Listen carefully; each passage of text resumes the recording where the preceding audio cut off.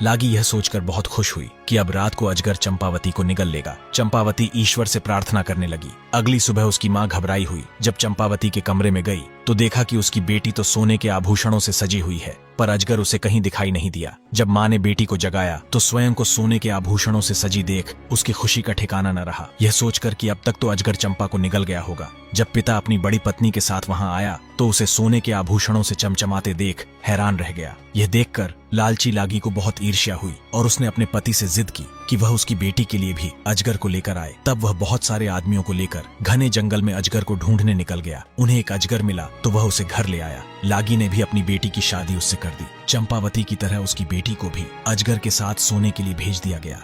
लागी पूरी रात यह सोचकर खुश होती रही कि अब उसकी बेटी भी सोने के आभूषणों से लद जाएगी। सोने के बजाय वह पूरी रात उनके कमरे के बाहर ही बैठी रही, लेकिन अजगर ने तो पैरों की तरफ से उसकी बेटी को निगलना शुरू कर दिया। बेटी ने कमरे के अंदर से अपनी माँ से कहा, माँ मेरे पाँव में गुदगुदी हो रही है। माँ ने बाहर से जवाब दिया, मेरी बच्ची, मेरा दामाद तुम्हें पाजेबों से सजा रहा है। और धीरे धीरे अजगर उसकी कमर तक पहुँच गया। तब बेटी बोली, माँ मेरी कमर में गुदगुदी हो रही है। माँ बोली, मेरी बच्ची, मेरा दामाद तुम्हें कमरबंद पहना रहा है। उसके बाद अजगर उसकी छाती तक पहुंच गया तो बेटी बोली, माँ मेरी छाती में गुदगुदी हो रही है। माँ ने जवाब दिया, मेरी बच्ची, मेरा दामाद तुम्हें शॉल पहना रहा है। जब अजगर उसकी गर्दन तक पहुंचा तो वह बोली, माँ मेरी गर्दन में गुदगुदी हो रही है। माँ बोली, मेरी बच्ची, मेरा दामाद तुम्हें मोतियों की लड़ियों से सजा रहा है। जब अजगर उसके सिर तक पहुंचा तो बेटी की आवाज आनी बंद हो गई। माँ ने सोचा कि आभूषण पाकर मेरी बेटी खुश हो गई है और सो गई है। यह सोचकर वह भी खुशी खुशी सोने चली गई। सुबह वह दौड़ी दौड़ी अपनी बेटी के पास आई, पर उसे वह कहीं दिखाई नहीं दी। अजगर बड़े आराम से वहां लेटा आराम कर रहा था।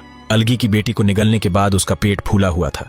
ये देख उसे एहसास हुआ कि क्या हुआ है और वह दहाड़े मारकर रोने लगी। उसके रोने की आवाज सुन पति दौड़ा दौड़ा आया और पूछा कि क्या हुआ। जब उसे सच का पता चला तो वह सिर पकड़कर वहीं जमीन पर बैठ गया। अलागी और चंपावती भी रो रही थीं। सारे गांव वालों ने पति पत्नी का बहुत मजाक उड़ाया और उनके लालच पर उन्हें धिक्कारा। सब लोगों ने मिलकर बेटी के शव को अजगर के पेट से बाहर निकाला और उसका दाह संस्कार कर दिया। उसके बाद तो लागी और उसके पति को अलागी और चंपावती से इतनी नफरत हो गई कि वे दोनों उनसे पीछा छुड़ाने का तरीका सोचने लगे। और फिर क्या हुआ, कहानी का अगला भाग जानने के लिए चैनल को सब्सक्राइब करके कमेंट में नेक्स्ट पार्ट जरूर लिखें।